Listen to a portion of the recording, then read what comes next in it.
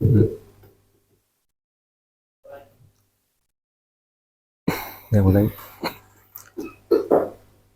lagi. Assalamualaikum warahmatullahi wabarakatuh. Waalaikumsalam warahmatullahi wabarakatuh. Bapak Ibu guru yang saya hormati, izin saya sebagai pembawa acara akan menyampaikan pada kegiatan hari ini tentang aksi nyata penyebaran pemahaman dan penerapan pengalaman atau diseminasi tentang budaya positif SMP Negeri 2 Bojong yang akan disampaikan oleh Bapak Tahmid SPDI, calon guru penggerak angkatan 11 Kabupaten Tegal. Alhamdulillah wa syukurillah la haula wa la quwata illa billahil aliyyil azim. Ajmain amma ba'du. Puji syukur kita kepada Allah Subhanahu wa taala yang telah memberikan kita nikmat sehingga bisa dalam keadaan sehat bersamaan dalam acara ini. Yang kedua, salawat dan salam mari kita surahkan kepada Nabi Agung Nabi Muhammad sallallahu alaihi wasallam. Baik Bapak Ibu yang saya hormati, untuk acara yang pertama pembukaan, nanti untuk yang kedua sambutan dari Bapak Kepala Sekolah atau yang mewakili, kemudian yang ketiga adalah penyampaian atau diseminasi budaya positif yang akan disampaikan oleh Bapak Tahmid SPDI. Kemudian yang terakhir adalah penutup atau doa. Baik Bapak Ibu, untuk mempersingkat waktunya mari kita buka dengan bacaan bismillah. Semoga acara lancar dan dapat bermanfaat untuk kita masing-masing. Kita bersama-sama untuk mengucapkan bismillah. Bismillahirrahmanirrahim. Dengan ini acara kami sudah buka. Kemudian acara selanjutnya adalah sambutan dari Bapak Kepala Sekolah atau yang mewakili, yaitu Bapak Abdul Basit MPD. Waktu dan tempat kami persilahkan.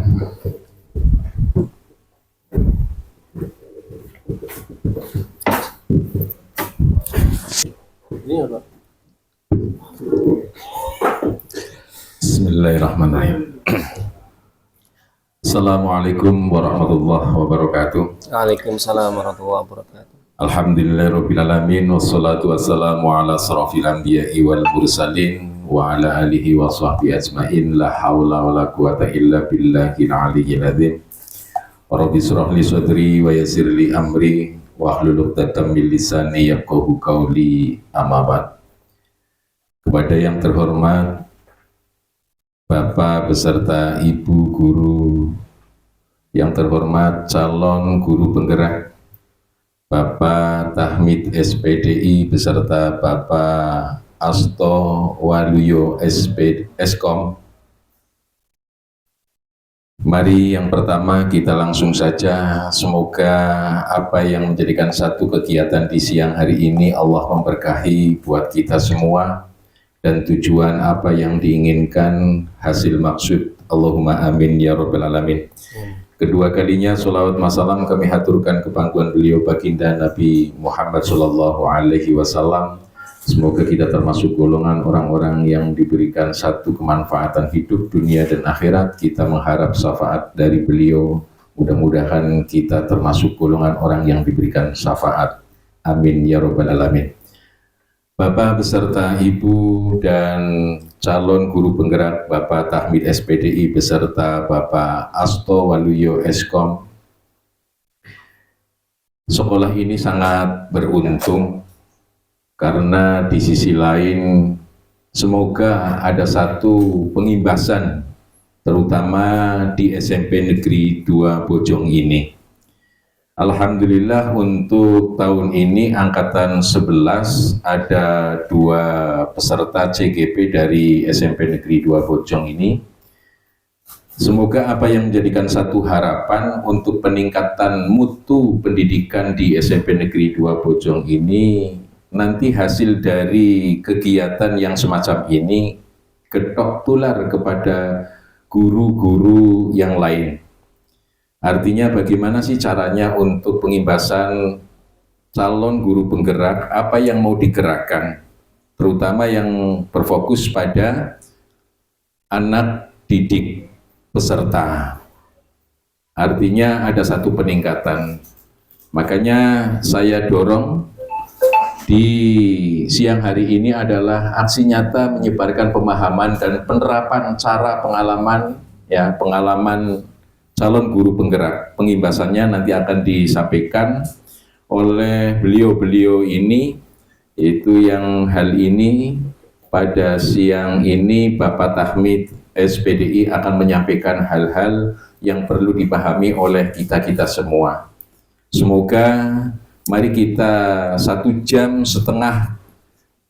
jam ke depan kita seksama mencermati apa yang nanti disampaikan oleh Bapak Tahmid. Kami mewakili dari Bapak Kepala Sekolah, karena hari ini Bapak Kepala Sekolah ada satu kegiatan kedinasan, maka kami mewakilinya untuk menyampaikan kepada calon guru penggerak, mengucapkan banyak terima kasih atas dedikasinya untuk menerapkan apa yang sudah didapat dan diterapkan dan diimbaskan kepada teman-teman sejawat, yaitu Bapak Ibu guru yang ada khususnya ada di SMP Negeri 2 Bojong. Begitu saja mungkin penyampaian mewakili dari Bapak Kepala Sekolah. Terima kasih.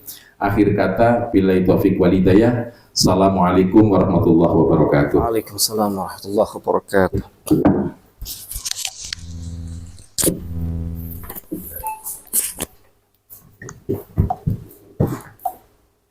Terima kasih kami sampaikan untuk Bapak Abdul Basit MBD yang telah mewakili sambutan dari Bapak Kepala Sekolah. Alhamdulillah beliau sangat mendukung sekali. Kemudian untuk acara selanjutnya tentang diseminasi budaya positif yang akan disampaikan langsung oleh Bapak Tahmid SPDI. Waktu dan tempat kami persilahkan.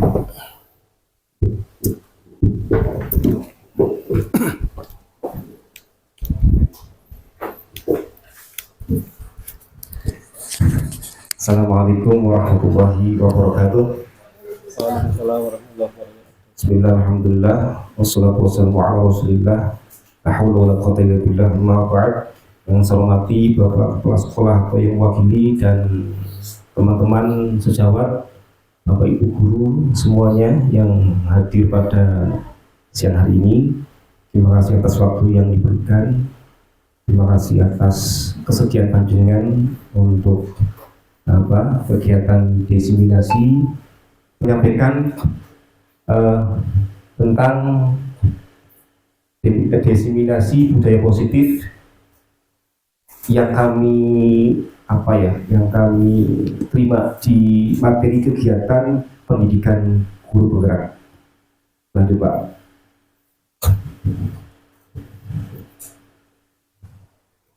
Bapak Ibu yang saya hormati, saya kira untuk budaya positif, kata-kata budaya positif, saya dan panjenengan sudah mengetahui budaya positif itu seperti apa. Saya kira sudah tahu. Begitu. Saya sendiri budaya positif di dalam pikiran saya itu sudah tahu. Nah, di pendidikan guru penggerak apa sih pengertian atau implementasi yang berbeda dari budaya positif yang saya terima di pendidikan guru penggerak. Ini untuk pertanyaan pemantik yang pertama, jawabannya adalah setuju atau tidak setuju Bapak Ibu. Saya kira panjenengan bisa menjawab dalam hati diri panjenengan setuju atau tidak setuju. Yang pertama, hukuman dapat mendisiplinkan anak. Ini dijawab dalam pikiran panjenengan. Begitu. Dua, pemberian hukuman dengan hal positif seperti membaca atau membersihkan halaman sekolah dapat meningkatkan disiplin anak. Begitu. Yang ketiga, memberi penghargaan itu dapatkah meningkatkan motivasi belajar anak. Ini jawaban ini hanya ada dua, Bu. Setuju atau tidak setuju? Itu. Ya, lanjut Pak. Selanjutnya adalah budaya positif. Lanjut. Saya sendiri budaya positif artinya aku ini sekolahan ya budaya positif ini berarti salaman dengan bapak ibu guru, ketemu mengucapkan salam, kemudian salaman dicium tangannya, kemudian dengan teman saling menghormati. Ngertinya aku kayak itu Mak. Tapi apa sih budaya positif di pendidikan yang saya ikuti? Gitu. Budaya positif adalah sebuah konsep yang mengacu pada pola-pola perilaku, nilai-nilai, norma-norma, dan sikap-sikap yang mendukung pertumbuhan, perkembangan, dan kesejahteraan individu atau kelompok. Saya kira nggak beda jauh ya. Budaya positif dapat terbentuk melalui interaksi antara individu dengan lingkungannya. Kemudian serta dapat dipengaruhi oleh faktor-faktor seperti pendidikan. Ini faktor yang mempengaruhi tentang budaya positif seperti pendidikan, agama, tradisi, adat, istiadat, dan sejarah. Ini tidak lepas daripada budaya positif. Lanjut Pak. Untuk budaya positif, konsep intinya adalah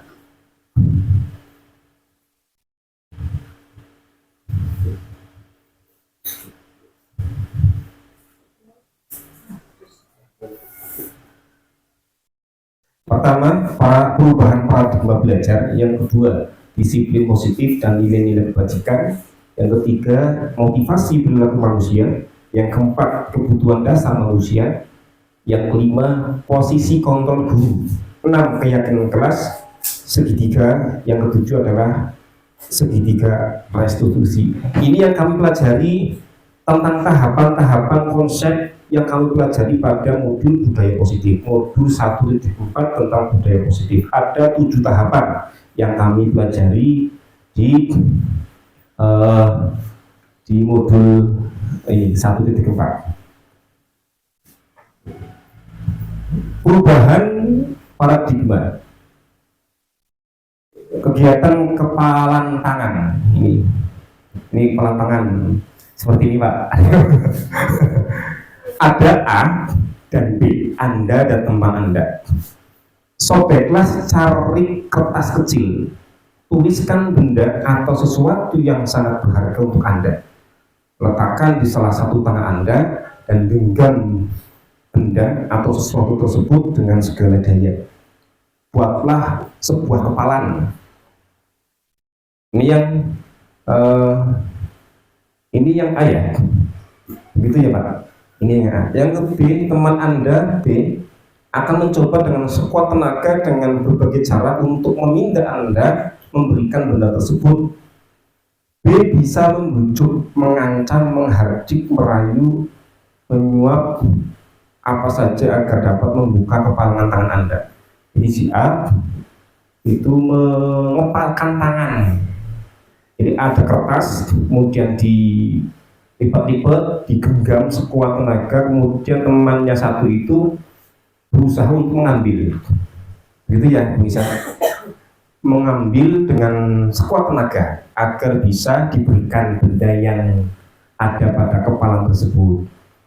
B bisa membujuk, mengancam, menghardik, merayu, menyuap, apa saja agar dapat membuka kepalan tangan Anda.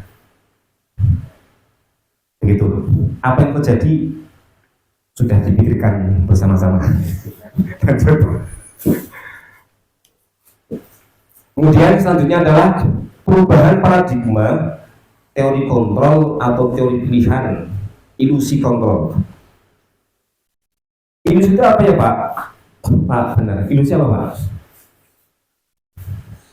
Apa? Bayangan ya? Bayangan ya? Bayangan. Ilusi guru mengontrol murid.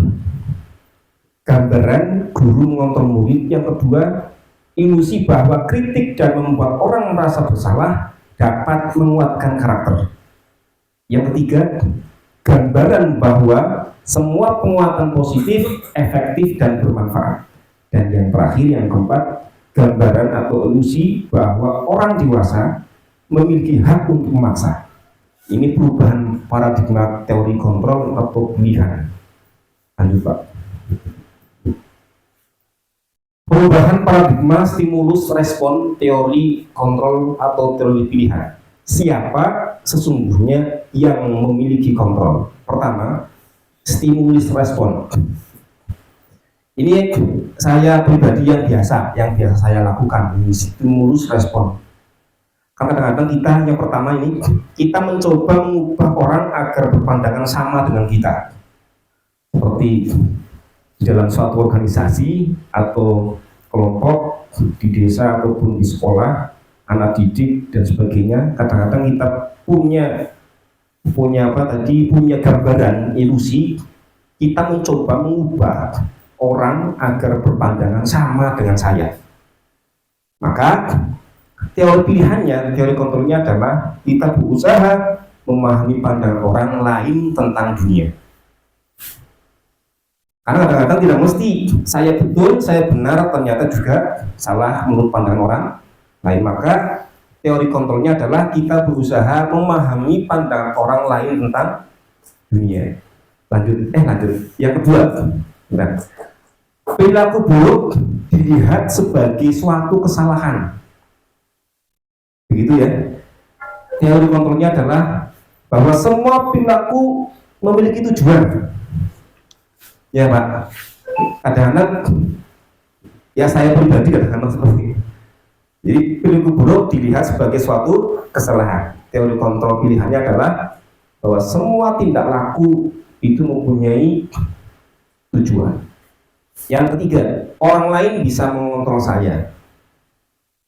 Teori pilihannya adalah hanya Anda yang bisa mengontrol diri Anda. Kemudian saya bisa mengontrol orang lain.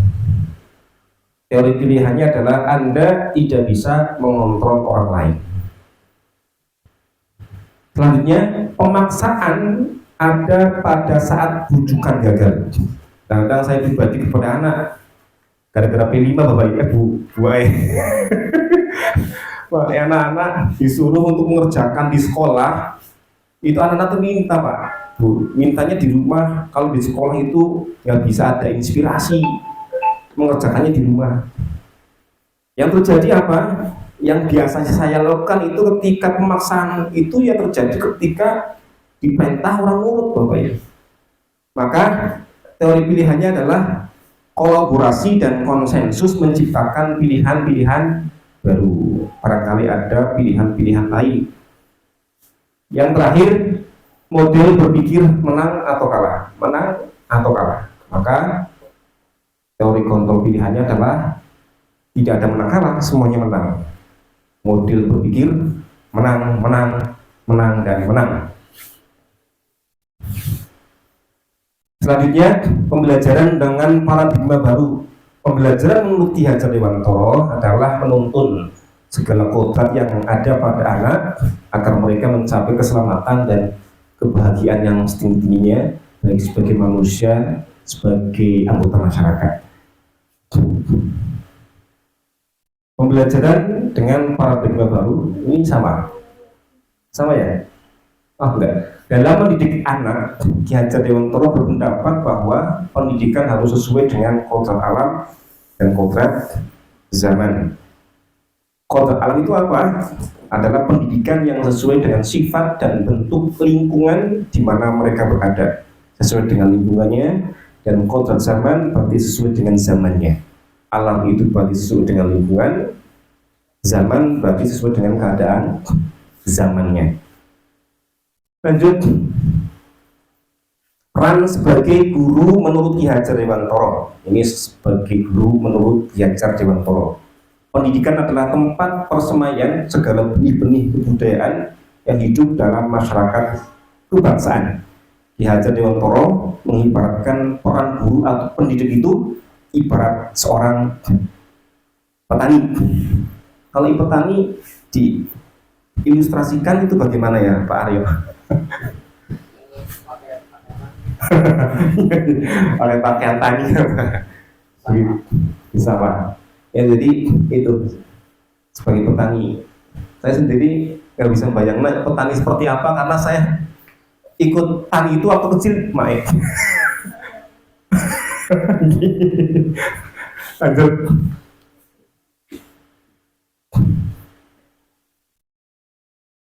Gitu ya, pembelajaran dengan paradigma baru, pandangan Ki Hajar Dewantara mengenai padi diibaratkan olehnya itu seperti anak. Padi itu seperti anak dalam melaksanakan pendidikan. Ibarat petani sebagai guru yang menyebarkan benih atau bibit padi, tidak bisa memaksakan tanaman padi menjadi tanaman lainnya. Ya, hal tersebut juga dimaksudkan kepada anak-anak yang sudah mempunyai minat dan bakatnya, yang masing-masing tidak bisa dipaksa untuk menjadi apa yang diinginkan oleh guru atau orang tua untuk tujuan tertentu. Ini ibarat petani, ya menurut Ki Hajar Dewantara itu seperti itu. Jadi diibaratkan padi itu seperti anak, ya, dan petaninya adalah sebagai guru yang tidak bisa memaksakan untuk menjadi apa yang diinginkan oleh guru atau orang tua untuk tujuan tertentu. Jadi sesuai dengan keinginan anak, guru hanya menuntun arahkan yang lebih baik. Beliau juga menegaskan bahwa petani tidak boleh membedakan dari mana asal padi, pupuk, dan hal-hal lainnya karena minat anak begitu beragam dan berbeda-beda. Namun mempunyai hak yang sama untuk tumbuh dan berkembang menjadi anak yang cerdas atas kemauannya sendiri. Lanjut. Salah satu tanggung jawab guru adalah menciptakan lingkungan yang positif. Ini terdiri atas warga sekolah saling mendukung, saling bekerja sama, belajar sehingga tercipta kebiasaan baik akan menjadi karakter baik, dan pada akhirnya karakter baik ini dari warga sekolah ini melahirkan kegiatan yang menjadi budaya atau kebiasaan yang positif di lingkungan sekolah. Lanjut Pak. Disiplin positif berasal dari kata disiplina yang artinya belajar. Disiplin mengacu pada disiplin diri yang memiliki tanggung jawab terhadap apa yang dilakukannya berdasarkan nilai-nilai yang diyakini. Lanjut. Disiplin positif merupakan salah satu cara penerapan disiplin yang bertujuan untuk menumbuhkan kesadaran serta memberdayakan murid tanpa imbalan penghargaan atau hukuman. Jadi disiplin positif itu adalah salah satu cara untuk menerapkan kesadaran anak didik, ya, serta memberdayakan murid tanpa memberikan hukuman, imbalan atau penghargaan. Lanjut. Sebagai pendidik, tujuan kita adalah menciptakan peserta didik yang memiliki disiplin diri sehingga mereka berperilaku mengacu kepada nilai-nilai kebajikan universal dan memiliki motivasi intrinsik dalam perubahan perilaku ke arah yang lebih baik. Jadi kita sebagai pendidik menciptakan peserta didik yang memiliki disiplin dirinya sehingga harapannya adalah mereka berperilaku kepada nilai-nilai kebajikan. Lanjut Pak. Contohnya ini belajar mandiri, kemudian menjadi petugas tadarus Al-Quran, menjadi petugas upacara bendera, menjadi petugas ikut kegiatan lomba karnaval. Lanjut Pak.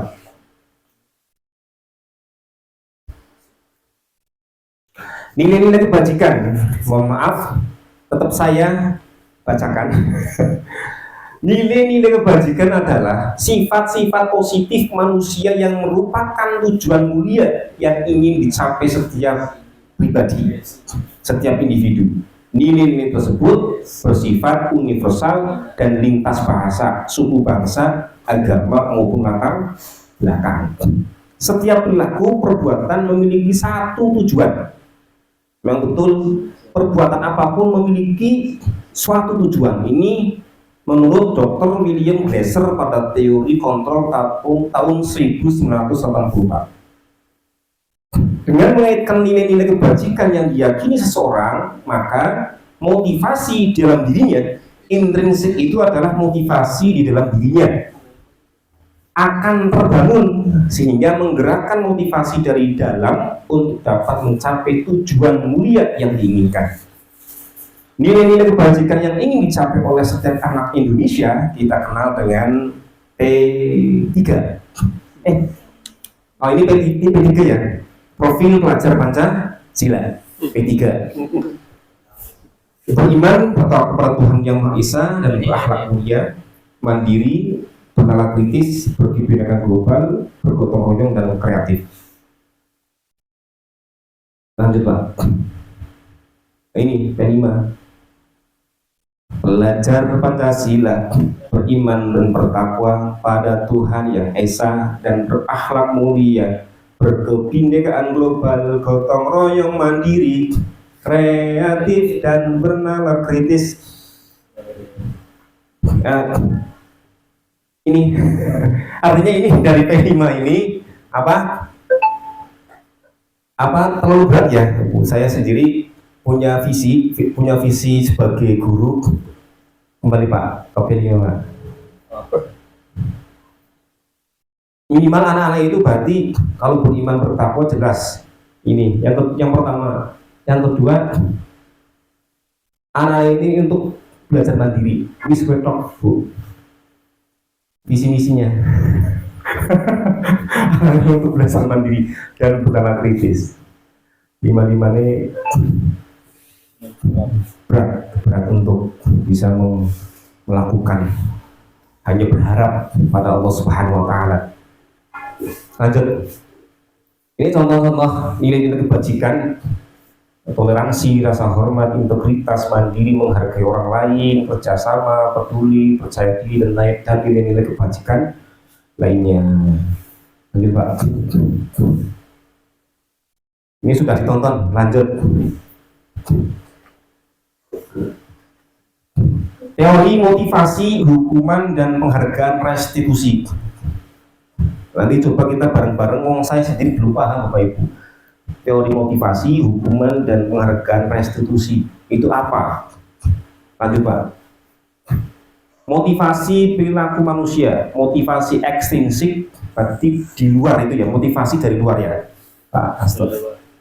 Yang pertama, untuk menghindari ketidaknyamanan atau hukuman. Jadi ketika kita punya perilaku yang tidak sesuai dengan nilai-nilai kebajikan, mesti kita tidak nyaman. Kemudian motivasi ekstensinya adalah tadi kita akan kita akan menghindari ketidaknyamanan atau hukuman. Ketika kita ada perilaku yang tidak sesuai dengan nilai-nilai norma-norma atau nilai-nilai kebajikan. Yang kedua, untuk mendapatkan imbalan atau penghargaan. Ini apa berarti? Suatu prestasi kemudian ingin mendapatkan imbalan atau penghargaan. Lanjut. Motivasi perilaku manusia. Ini motivasi intrinsik, berarti motivasi dari dalam diri untuk menjadi diri sendiri, menghargai dirinya sendiri dengan berbuat baik atas diri sendiri tanpa mengharap apapun. Ya hanya berharap, bukan berharap apapun, berharap mendapatkan ridho Allah Subhanahu wa Ta'ala. Ini tambahan saya ini. Tetap berharap mendapat pahala dan ridho Allah Subhanahu wa Ta'ala ya Pak. Merdeka. Menurut Ki Hajar Dewantara bahwa merdeka itu artinya adalah tidak hanya terlepas dari perintah, akan tetapi juga cakap membuat memerintah diri sendiri. Betul. Jadi kadang kita membawa diri sendirinya saja susah Bapak Ibu. Kadang pikiran dengan apa yang kita lakukan itu berbeda. Betul apa ya? Itu saya lupa nyanyian Jawa itu. Bahwa membawa diri sendirinya saja susah, apalagi mau menggerakkan orang lain kan tidak bisa. Minimal kita sendiri tadi, apa yang tadi yang saya tadi, minimal kita Yang kita lakukan adalah berbuat baik dan tidak mengharap apapun, hanya ridho Allah Subhanahu wa Ta'ala. Lanjut Pak. Dihukum atau diberikan penghargaan, bahwa penghargaan berlaku sama dengan hukuman. Ternyata penghargaan itu sama dengan hukuman. Ini materi yang saya pelajari. Ternyata penghargaan, hadiah dengan hukuman itu sama Pak. Dalam arti meminta atau membujuk seorang melakukan sesuatu untuk memenuhi suatu tujuan tertentu dari orang yang meminta atau membujuk. Dorongan eksternal dan akan ada faktor ketergantungan. Beberapa dampak dari pemberian penghargaan. Kalau sudah biasa di kelas kita memberikan penghargaan, hadiah kepada anak, apapun itu yang terjadi, nanti anak-anak itu akan menjadi ketergantungan, berharap, selalu berharap. Nyo dibayar apa Pak Guru? Ya, nyo dibayar apa Pak Guru? Dengan hadiah apa Pak Guru? Ini saya sendiri malah pernah seperti itu, dan yang terjadi bagi saya itu fatal karena anak-anak selalu minta penghargaan, minta hadiah ketika melakukan sesuatu. Pengaruh jangka pendek dan jangka panjang. Penghargaan menghukum, penghargaan mengurangi ketepatan, penghargaan tidak efektif, dan penghargaan merusak hubungan. Jadi Pak, dihukum oleh penghargaan menurunkan kualitas. Jadi ketika tidak ada hadiah, tidak ada penghargaan, bukanlah saya gara-gara sertifikat 78 naik. Allah karim. Subhanallah. Penghargaan mematikan kreativitas dan penghargaan mengurangi motivasi intrinsik. Kuatkan diri kita untuk tetap memberikan yang terbaik ya Pak. Lanjut Pak. Bentuk program kebajikan atau apresiasi, berarti bentuk program apresiasi kepada anak. Jadi nanti dalam memberikan apresiasi perlu diingat beberapa hal. Apresiasi secara khusus, secara pribadi, kemudian kepada semua murid secara bergantian dalam satu kelas itu, berarti tetap semuanya diberikan apresiasi.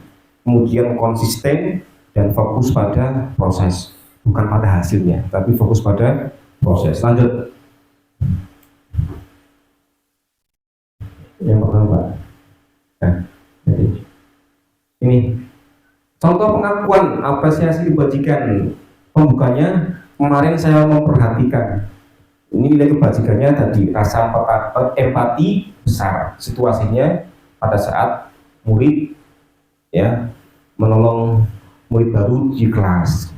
Itu pembukanya saya menghargai, nilai kebajikannya adalah kepedulian. Situasinya pada saat membantu teman-teman di tugas kelompok. Pembukanya terima kasih, dan nilai kebajikannya adalah rasa tanggung jawab.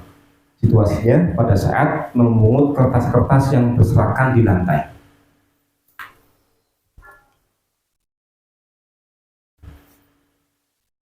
Lanjut Pak. Nah, ini tindakan guru mencatat 100 kali. Lagi Pak tadi. Mencatat 100 kali di dalam buku kalimat, di dalam buku kalimatnya adalah saya tidak akan terlambat. Memang seperti itu Pak. Saya tidak akan terlambat lagi karena terlambat ke sekolah. Ini adalah hukuman, itu ya. Kemudian lari mengelilingi lapangan basket 2 kali karena terlambat hadir di sekolah. Ini hukuman. Kemudian murid diminta untuk push up 15 kali karena tidak menggunakan masker saat COVID itu ya. Hukuman. Menggantikan kertas tugas teman yang telah dicoret-coret, ini konsekuensi. Membersihkan tumpahan air di meja tulis karena tersenggol pada saat belajar, konsekuensi. Murid disuruh untuk mengenakan sepatu seharian di sekolah karena tidak mengenakan sepatu hitam, hukuman. Dan lari mengelilingi lapangan basket 2 kali karena terlambat 10 menit, ini adalah konsekuensi. Ini hukuman dengan konsekuensi itu apa ya bedanya Pak Asri? Nah, Pak. Konsekuensi perubahannya. ada perubahan. Kalau hukuman bisa melakukan kesalahan dan menyakitkan pada si anak itu ya Pak. Ini dari contoh tindakan guru dengan pilihan hukuman atau konsekuensi. Ini yang terakhir, lari mengelilingi dengan lari mengelilingi lapangan itu Pak. Itu berbeda ya Pastor? Ya karena dia belajar olahraga. Karena dia belajar olahraga. Nah yang ini yang nomor 2 Lari mengelilingi papan skate sama diri di sekolah. Nah itu kan berarti bukan masalah olahraga umum. ini umum. Tidak dengan apa materinya. Berarti bukan karena olahraga. Oh. Kalau lari gimana tarik? Yang nomor 2 Pak, lari mengelilingi lapangan basket 2 kali karena terlambat hadir di sekolah itu hukuman.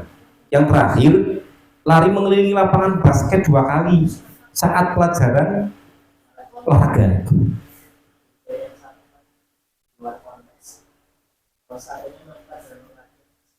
Bisa. Atau Mae? Oh iya.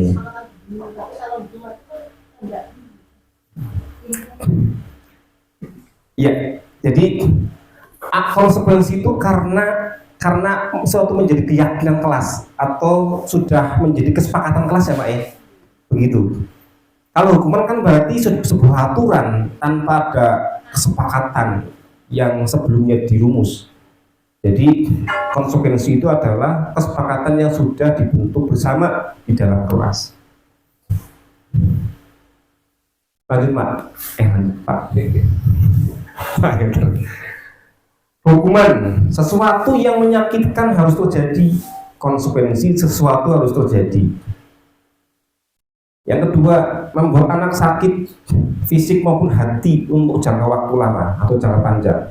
Kalau konsekuensi, membuat anak merasa tidak nyaman dalam jangka waktu pendek, ya karena tadi, ya anak itu merasa salah karena sudah melanggar yang sudah disepakati. Jadi anak ketika lari di dalam lapangan itu karena sudah menjadi kesepakatan bersama. Beda dengan aturan yang tanpa disepakati bersama, kemudian pendidik memberikan hukuman, ya itu anak-anak merasa akan tersakiti dalam jangka waktu yang lama. Kira-kira begitu ya? Iya Pak. Anak membenci kedisiplinan. Kalau konsekuensi berarti anak menghargai disiplin. Kalau hukuman paksaan, kalau konsekuensi tadi stimulus dan tanggapan tentunya itu kan, karena sebelumnya dirumuskan dalam satu kesepakatan bersama. Hukuman mendorong anak menyakiti diri sendiri. Konsekuensi mendorong anak agar mudah menyesuaikan diri. Ya, kalau hukuman kan anak-anak dipaksakan untuk sesuai dengan aturan, tapi kalau konsekuensi mendorong anak agar anak itu bisa menyesuaikan dengan apa yang telah disepakati bersama, sesuai dengan nilai-nilai kebajikan yang ada. Kemudian hukuman konsep diri yang buruk, konsekuensi konsep diri yang baik. Selanjutnya anak belajar untuk menyembunyikan kesalahan.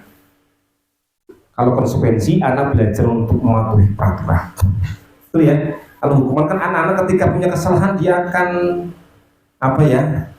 menyembunyikan apa yang dia lakukan, apa yang dia itu perbuat. Itu kan kalau anak-anak kan seperti itu. Kalau hukuman yang dilakukan hukum yang paling petang atau minimal berbohong karena menghindari hukuman. Tapi kalau konsekuensi atas tadi kesepakatan bersama, anak akan belajar pelan-pelan untuk mematuhi kesepakatan yang telah disepakati bersama, yang telah diyakini bersama. Marah, kalau hukuman marah, rasa bersalah, dipermalukan, merasa tak dihargai. Kalau konsekuensi, kehilangan hak, dibuat tidak nyaman, diasingkan untuk sementara, time out, begitu. Ya, ini perbedaan antara hukuman dan konsekuensi. Baik, ya. Selanjutnya adalah tahapan yang selanjutnya dari budaya positif, yaitu kebutuhan dasar manusia. Kita tahu bahwa Bapak Ibu yang saya hormati, kebutuhan dasar manusia adalah segala sesuatu yang kita lakukan untuk mendapatkan apa yang kita inginkan. Jadi saya pribadi, panjenengan sebagai makhluk hidup manusia, kita punya kebutuhan dasar utama daripada manusia. Yang pertama adalah segala sesuatu yang kita lakukan adalah untuk mendapatkan apa yang kita inginkan. Semua tindakan yang kita lakukan memiliki tujuan tertentu, dan semua usaha terbaik yang kita lakukan adalah dalam rangka agar kebutuhan dasar kita terpenuhi. Kan seperti itu ya. Jadi kebutuhan dasar manusia, apa yang kita lakukan itu untuk mendapatkan apa yang kita inginkan. Semua tindakan tertentu dan semua usaha terbaik yang kita lakukan adalah dalam rangka agar dapat memenuhi kebutuhan dasar. Lanjut. 5 kebutuhan dasar manusia. Yang pertama, kebutuhan bertahan hidup, makan, minum, kesehatan, tempat tinggal. Ini yang pertama. Yang kedua, kasih sayang dan rasa diterima, dipedulikan, bekerja sama, diayomi di dalam satu lingkungan keluarga, masyarakat ataupun sekolah. Ini kebutuhan dasar kita. Yang ketiga, penguasaan harga diri, memimpin, berprestasi, diakui. Yang keempat, kebebasan, merdeka, bebas menentukan pilihannya sendiri dan ingin mencoba hal baru. Dan yang kelima, kesenangan bermain, bercanda. Ini adalah 5 daripada kebutuhan dasar manusia. Lanjut, Pak. Kemudian yang tahapan dari budaya positif yang kelima, yang selanjutnya adalah tahapan 5 posisi kontrol guru. 5 posisi kita yang biasa kita lakukan dalam pendidikan.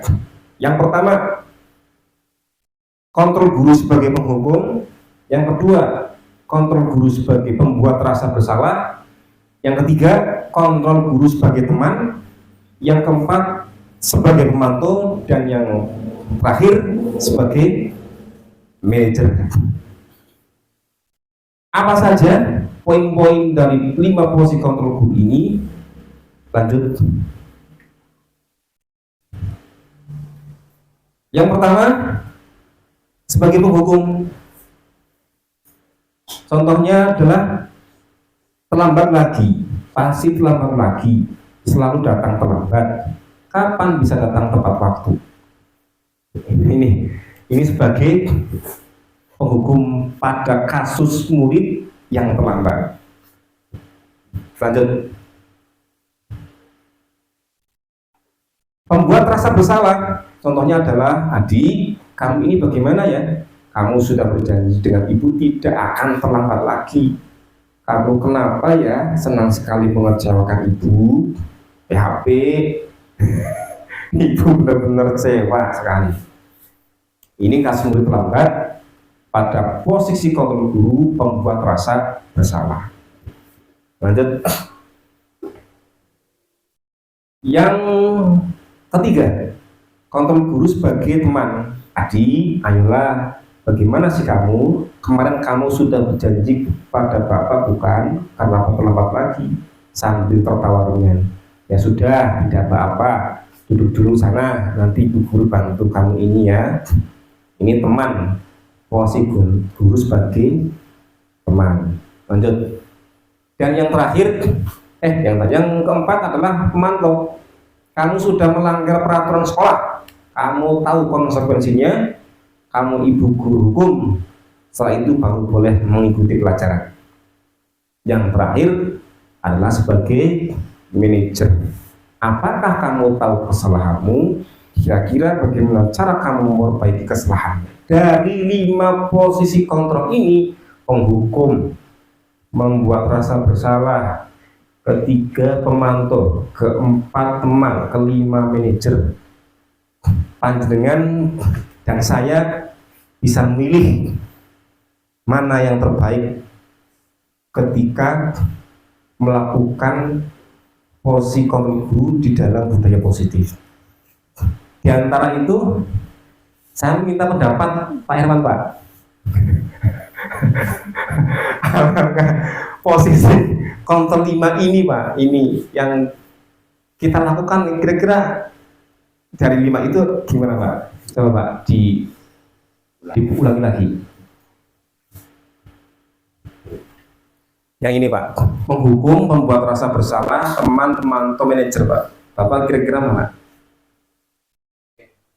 Untuk memilih Ya, pandangan panjenengan itu posisi kontrol guru yang baik itu apa, Pak? teman, Teman. Kenapa alasannya kita, Pak? karena siswa itu lebih nyaman. Lebih nyaman. Makasih Pak Herman. Pak Badar.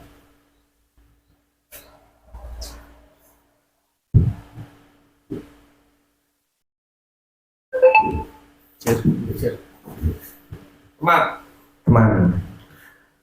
Alasannya? Karena dari heart to heart, dari hati ke hati. Hati ke hati. Saya nggak lupa waktu lagi di sana di kelas 8. Pak Badar itu menyampaikan apa kaitan dengan pendidikan dari hati ke hati. Lanjut Bu Min, kira-kira Bu ini teman. Kalau Tasto Pak? Teman. Kenapa alasannya Pak? Ya, kalau di posisi manajer, saya belum bisa memposisikan di situ.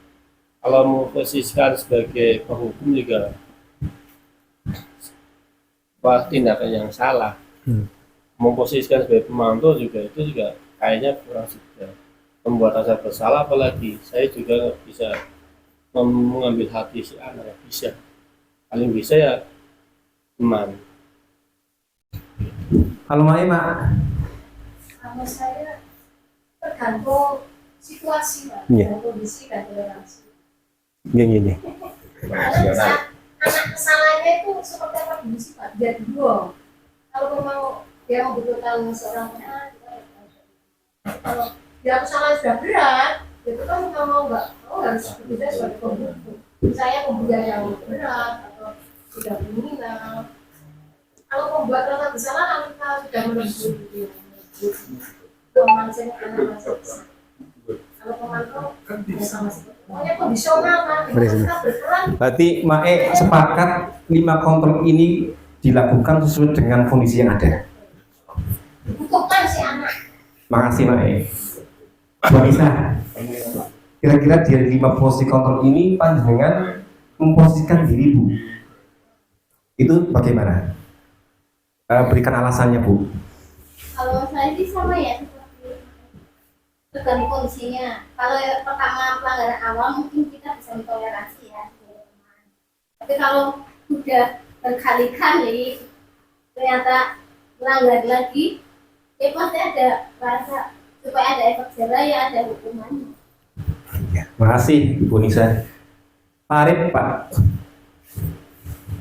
Pertanyaan sama dengan Bu Nisa tadi. Sama ya. Jadi dari 5 kontrol ini, 5 posisi kontrol ini berarti semuanya dilakukan ya Pak. Artinya melihat kondisi atau keadaan yang ada dari lingkungan yang ada ya. Kalau Pak Abah, Pak Basit, fleksibel. Ya. Makasih Pak. Oke, Pak Aryo. Sama. Karena kelima-limanya itu berpengaruh pada kontrol dulu atau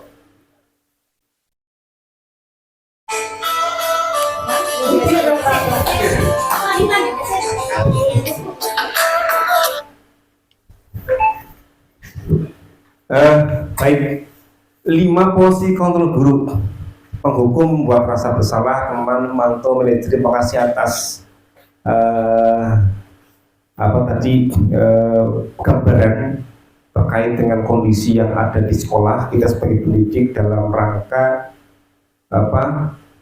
memotivasi siswa berbudaya positif, keterpihakan kita kepada murid untuk mengembangkan siswa lebih baik. Nah, dari 5 posisi ini tergantung daripada kita melihat keadaan siswa. Ya, begitu kan. Kalau Pasto tadi teman itu ya. Kalau penghukum bagaimana Pak? Penghukum kalau secara pribadi juga kita dilarang untuk menghukum ya. Akhirnya nanti akan membuat si siswa itu kalau 5 tahun atau 10 tahun depan akan selalu mengingat, oh saya dulu pernah tuh Pak Asto dulu ini, awas nanti kan jadi gitu kan. Asurannya begini, kalau yang nomor 1 itu tergantung pengelolaan sekolah, itu kaitan masalah disiplin, aturan itu boleh lah dengan hukuman karena aturan itu ada. Berarti maksudnya konsekuensi Pak. Ya, jadi penghukum ini berarti penghukum kemudian pembuat rasa bersalah ini berarti maksudnya konsekuensi dari kesepakatan yang sudah disampaikan kepada anak, dari kesepakatan keyakinan kelas yang sudah ada di kelas masing-masing. Jadi namanya konsekuensi ya Pak Asto ya.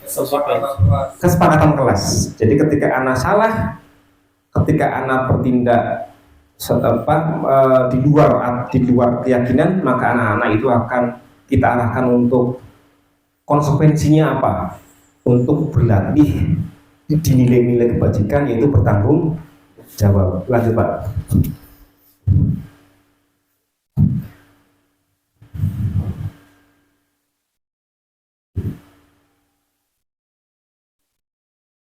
Tugas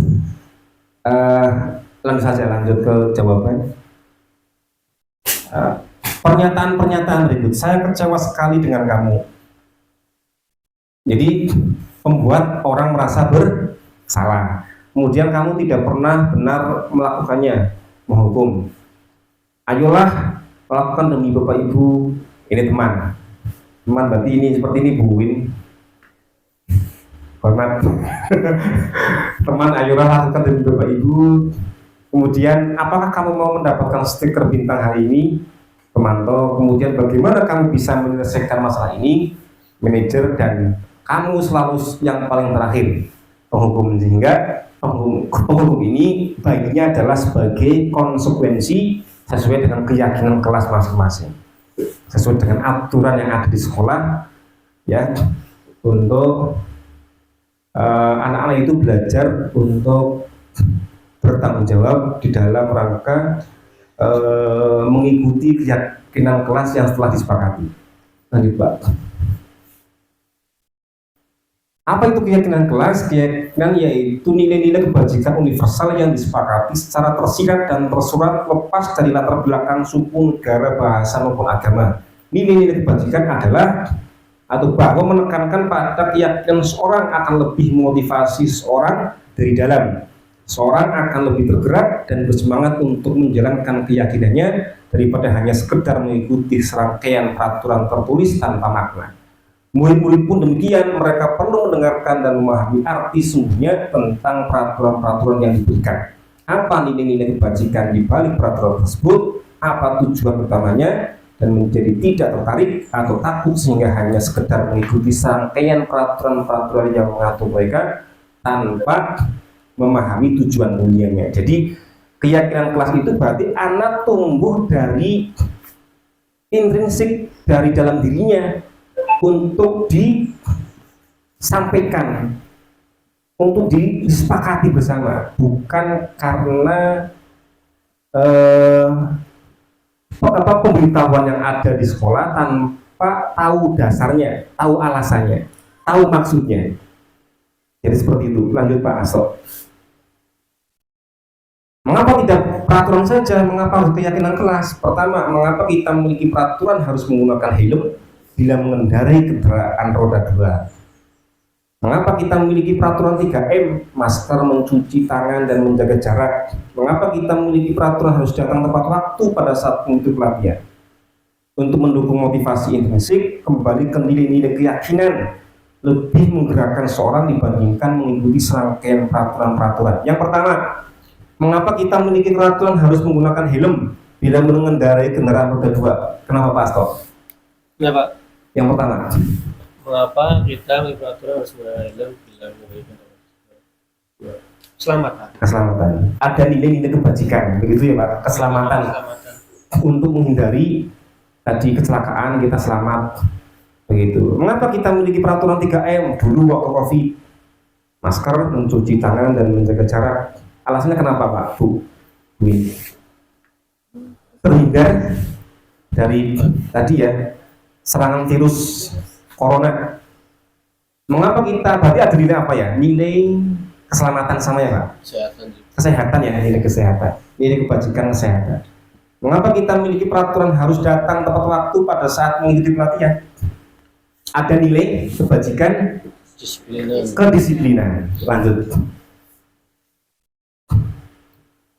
Ini budaya positif. Lanjut, budaya positif berarti penerapannya di lingkungan, kemudian keyakinan menjadi peraturan. Jadi lingkungannya positif, kemudian menjadi sebuah keyakinan bersama, dan menjadi aturan kelas. Ini tahapannya untuk terlaksananya menjadi budaya positif. Lanjut Pak. Ini contoh keyakinan kelas dari TK. Ini TK, kemudian ini yang sebelahnya adalah SD atau SMP. Ini contoh saja ini ya. Ini yang TK Dharma Wanita Persatuan, kesepakatan kelas. Yang sebelahnya kesepakatan kelas dari Satuan Pendidikan apa itu. Lanjut. Itu untuk pembentukan keyakinan kelas bersifat lebih abstrak. Keyakinan kelas berupa pernyataan-pernyataan universal. Pernyataan keyakinan kelas senantiasa dibuat dalam bentuk positif. Keyakinan kelas hendaknya tidak terlalu banyak. Keyakinan kelas sebaiknya sesuatu yang dapat diterapkan. Semua warga kelas hendaknya ikut berkontribusi dan bersedia meninjau kembali keyakinan kelas dari waktu ke waktu.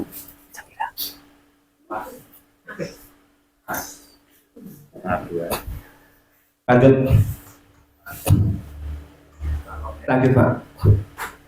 Ini peraturan selalu kembalikan buku ke tempatnya. Keyakinan kelasnya adalah tanggung jawab. Dilarang mengganggu orang lain. Berarti dirubah menjadi sebuah keyakinan kelas, menghormati orang lain.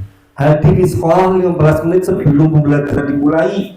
Keyakinan kelasnya atau kesepakatan kelasnya menghormati orang lain dan berkomitmen. Dilarang melakukan kekerasan, maka keyakinan kelasnya adalah keselamatan, menghormati orang lain. Dilarang menggunakan narkoba, maka keyakinan kelasnya adalah kesehatan. Bergantian atau menunggu giliran, menghormati orang lain dan bersabar. Gunakan masker, kesehatan atau keselamatan. Kemudian jangan berlari di kelas atau koridor, keselamatan dan keamanan. Maka untuk keyakinan kelas ini nggak usah panjang-panjang. Jadi yang mudah diingat, yang fleksibel saja, sesuai dengan nilai-nilai kebajikan perilaku yang sudah ada. Lanjut Pak. Ini begitu. Selanjutnya yang terakhir, yang ketujuh ini yang terakhir adalah segitiga restitusi. Itu bagaimana salah satu cara untuk menyelesaikan sebuah masalah menggunakan segitiga restitusi. Itu proses menciptakan kondisi bagi murid untuk memperbaiki kesalahan mereka sehingga mereka bisa kembali pada keluarga mereka dengan karakter yang kuat. Lanjut Pak. Segitiga restitusi itu membantu murid memiliki tujuan, disiplin positif dan memulihkan dirinya setelah berbuat salah. Restitusi digunakan untuk belajar dari kesalahan. Ini ada 3. Ini segitiga restitusi itu ada 3. Yang pertama, menstabilkan identitas. Yang kedua, validasi tindakan yang salah. Yang ketiga, menanyakan keyakinan. Untuk menstabilkan identitas, yang pertama, tindakan yang pertama apa? Tidak ada manusia yang sempurna, bahwa kita juga pernah melakukan kesalahan. Ya, supaya anak itu bisa mengontrol dirinya dengan baik. Kesalahan itu bukan hanya kamu saja, orang namanya manusia pernah melakukan kesalahan. Yang kedua, setiap orang pernah melakukan kesalahan. Ini untuk menstabilkan anak supaya tidak takut. Anak itu sadar, oh Pak Guru pernah salah, ya, jadi kamu nggak usah takut. Yang penting nanti bisa memperbaiki kesalahan. Yang kedua, validasi tindakan yang salah. Kamu tentu punya alasan kenapa kamu melakukan seperti itu. Kenapa kamu kok seperti ini? Mestinya punya alasan, punya tujuan.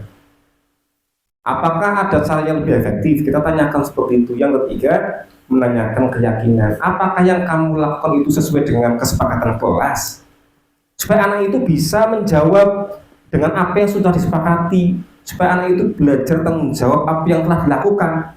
Keyakinan apa yang kita sepakati. Bayangan tentang kelas yang ideal. Anak itu supaya nanti digambarkan bayangan kelas itu yang ideal sesuai dengan kesepakatan bersama. Ambil Pak. Ini sama contoh video segitiga seterusnya, nggak usah kira-kira itu. Lanjut refleksi. Ya saya kira ini untuk refleksi satu sajalah. Saya minta pandangan. Minta pandangan. Wah, ini sibuk. Wanisa, kira-kira Bu dari 1, 2, 3, 4 ini mohon alasan panjenengan Bu. Apa jawaban panjenengan? Kira-kira dari 1, 2, 3 ini 1, 2, 3, 4 dari refleksi yang tadi saya sampaikan. Satu jawaban saja Bu. Apa sih nomor berapa? Nomor 1. Hal baru apa yang mengubah paradigma saya yang saya dapatkan? Luar biasa. Win. Ya mau.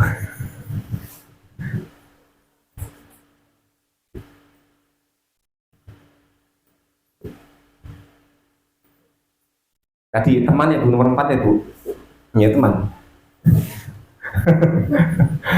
Ya kok bohong lagi P5 saja. Saya sudah melihat, memantau gurunya, memantau Bui, ya seperti teman dengan anak-anak untuk menyelesaikan tugas proyek P5. Luar biasa, Bui. Walaupun kalah. Allah karim. Lanjut lanjutnya Pak, slide berikutnya. Baik, terima kasih Bapak Ibu atas waktu yang panjenengan luangkan untuk mengikuti diseminasi budaya positif yang saya lakukan untuk tugas pendidikan guru penggerak. Tentunya ini banyak kekurangan, karena saya sendiri belum begitu tahu maksud dan arti, dan pemahaman saya pribadi belum begitu tahu tentang budaya positif. Jadi kita tadi hanya sedikit yang saya sampaikan. Barangkali ada kekurangan, barangkali ada yang tidak pas, tidak ada sesuai dengan apa yang saya sampaikan. Mohon maaf yang sebesar-besarnya. Tentunya karena saya masih belajar. Kemudian barangkali ada kelebihan, ya. Mohon maaf juga saya sampaikan kepada Bapak Ibu. Terima kasih atas waktu yang diberikan, atas waktu yang diluangkan. Saya akhiri. Alhamdulillah, assalamualaikum warahmatullahi wabarakatuh. Waalaikumsalam warahmatullahi wabarakatuh. Alhamdulillah acara ini sudah selesai. Terima kasih untuk Bapak Ibu Guru, Pak Tahmid yang sudah menyampaikan tentang diseminasi budaya positif ini. Tentunya setiap Bapak Ibu, setiap pemahaman satu sama lain mungkin berbeda ya Pak. Sebenarnya contohnya saya sama Pak Tahmid saja agak sedikit lebih dasarnya Pak Tahmid daripada saya tentang pemahaman, karena kami belajar ini dalam waktu 2 minggu Bapak Ibu. Jadi maklum saja ya, kami masih belajar gitu. Kurang lebihnya mohon maaf. Mari kita tutup dengan bacaan Alhamdulillah bersama-sama. Alhamdulillahirabbil alamin. Saya akhiri, assalamualaikum warahmatullahi wabarakatuh. Waalaikumsalam warahmatullahi wabarakatuh.